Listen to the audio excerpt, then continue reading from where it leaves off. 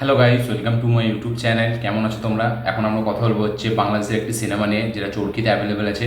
সিনেমাটির নাম হলো কাছের মানুষ দূরে থুইয়া। এই সিনেমাটি দেখলাম, কেমন লাগলো এই সিনেমাটি সেটা নিয়ে কথা বলবো। চলো ভিডিওটা শুরু করা যাক। সব থেকে প্রথমে আমি বলবো এই সিনেমাটি আপনারা অবশ্যই দেখুন, হাইলি রেকমেন্ড করবো, মাস্ট ওয়াচ।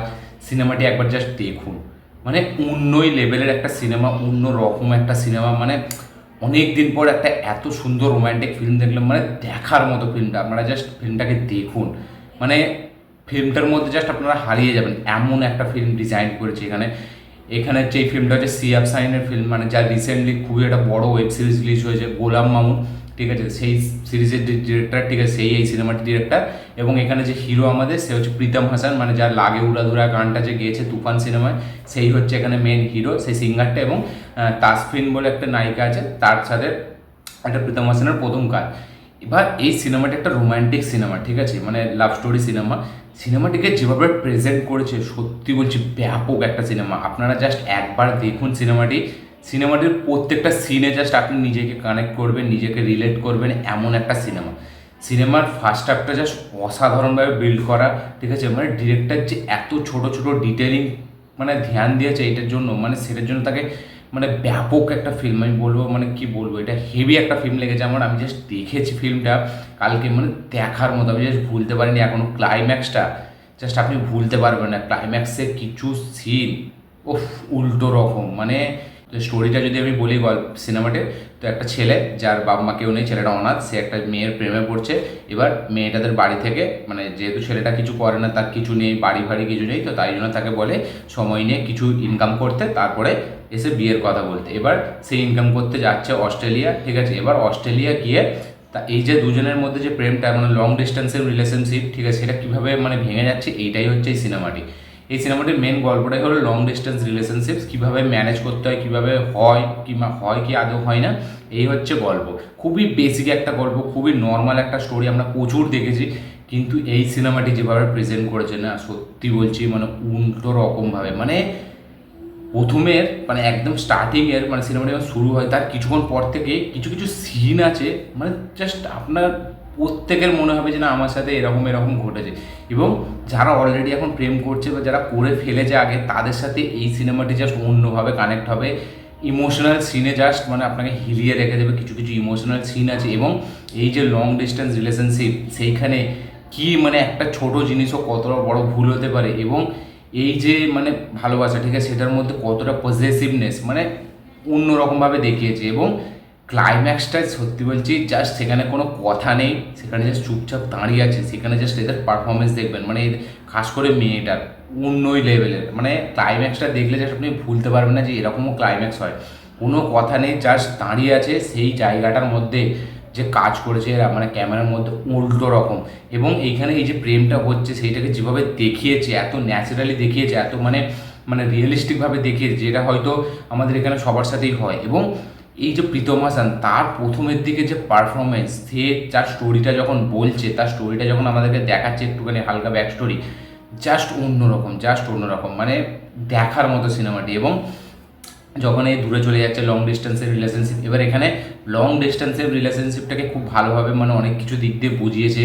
যে এই যে এখানে মানে একটা ছোট সন্দেহ, তারা দুজনকে খুব ভালোবাসে, কিন্তু একটা ছোট সন্দেহ, ঠিক আছে, সেটাকে জাস্ট অন্যভাবে মানে প্রেজেন্ট করছে। এবং মানে একটা মানে জিনিসের কারণে পুরনো অনেক কিছু কথা উঠে আসছে, যেটা ছেলেটাকেও হিট করছে, যেটা মেয়েটাকেও হিট করছে। এবার এখানে একটা জিনিস খুব ভালো করে বুঝিয়েছে যে সত্যিকারের যদি দুজনকে ভালোবাসে, সেটা কিন্তু যতই যাই হোক, ঠিক আছে, যতই মানে খারাপ একটা ফেসে যাক, যদি ভালোবাসা সত্যি হয়, তাহলে ঠিক সেটা একদিন না একদিন মানে সেটা কাজ করবে এবং সেটা ফিরবে। এটাকে কিন্তু খুব ভালোভাবে জাস্টিফিকেশনের মাধ্যমে দেখিয়েছে। কারণ আমরা দেখি যে একটু কিছু হলেই, ঠিক আছে, মানে ওই করে দেওয়া, মানে সব ছেড়ে দেওয়া, ভুলে যাওয়া, এই যে এটার মানেই হচ্ছে তার মানে কোনো না দুজনের দিক থেকে কারো না কারোর প্রেমে মানে কিছু একটু হলেও খাঁটি মানে কমতি আছে, ঠিক আছে। তাই জন্য সেই কারণে সেই মানে রিলেশনশিপগুলো ভেঙে যায়। কিন্তু এইখানে যেভাবে দেখিয়েছে সম্পর্কটাকে, ঠিক আছে, সেটা বোঝায় যে সম্পর্কটা যদি সত্যিকারের হয়, সেটা কোন লেভেল পর্যন্ত মানে কে হিট করতে পারে, সেটা দেখার মতো দেখিয়েছে।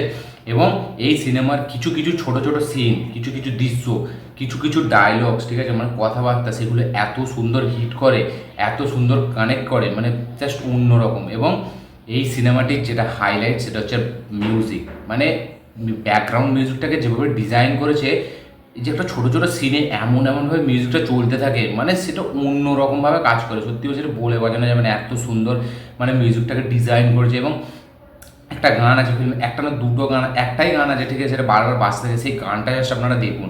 এবং গানটাকে যেভাবে শ্যুট করেছে, মানে যেভাবে ভিজুয়ালি গানটাকে যেরকম লাগে, সেটা মানে সত্যি হচ্ছে ফ্যাব লাগে, মানে হেভি লাগে দেখতে, সেটা অন্যরকম একটা ফিল দেয় জিনিসটা। মানে যখন আপনি দেখবেন না সিনেমাটাকে, তো পুরোপুরি রিলেট করবেন, পুরোপুরি কানেকশন মানে বসবে আমাদের সাথে। কিছু কিছু দৃশ্য ছোটো ছোটো এত সুন্দরভাবে করেছে, মানে হয়তো খুব কম রোম্যান্টিক ফিল্ম আমি এরকম দেখেছি। আমি অনেক দিন পর একটা এমন সিনেমা দেখলাম রোম্যান্টিক জনরের মধ্যে, যেটাকে মানে বারবার দেখার মন যায়। কিছু কিছু ছোটো ছোটো সিন এমনভাবে ডিজাইন করেছে যেইগুলোর জন্য এই ফিল্মটাকে পুরো স্পেশাল বানিয়ে যায়। প্রীতম হাসানের পারফরমেন্স ব্যাপক, এখানে যে নায়িকাটা তাসফির না কিনা, তার কাজ কিছু কিছু জায়গায় এত সুন্দর, মানে ইমোশনাল সিনে সে জাস্ট ব্যাপক। লাস্টের দিকে তার পারফরমেন্স আলাদা লেভেলে চলে যায়। এখানে সাইড ক্যারেক্টার যারা আছে, এখানে আরেকটা নায়িকা আছে ঠিক আছে, তার ক্যারেক্টার তাকে যেরকম রোল দিয়েছে সেই হিসাবে সে ঠিক, কিন্তু মেন ফোকাস এই দুজনকেই করেছে, যেই দুজনের পারফরমেন্স অন্য লেভেলের। এবং যখনই অস্ট্রেলিয়া চলে যাচ্ছে তারপর থেকে যে সিনগুলো হচ্ছে, সেগুলো জাস্ট আপনি ভুলতে পারবেন। এবং প্রত্যেকের কারণে কারোর সাথে যারা লং ডিস্টেন্সের রিলেশনে থাকে, তাদের কিন্তু প্রত্যেকের এরকম মানে ঘটেছে, তাদের সাথে হয় যারা এখনও করছে। মানে যেভাবে দেখিয়েছে পুরো ন্যাচারালি, মানে রিয়ালিটি হার্স যেটা, সেটা দেখিয়েছে, রিয়েলিস্টিকভাবে দেখিয়েছে। গান, ব্যাকগ্রাউন্ডের মিউজিক জাস্ট অন্য লেভেলে হিট করে। সিনেমার এক একটা সিন, স্পেশালি ক্লাইম্যাক্সটা, মানে সেইখানে জাস্ট আপনি পারফরমেন্সটা দেখবেন।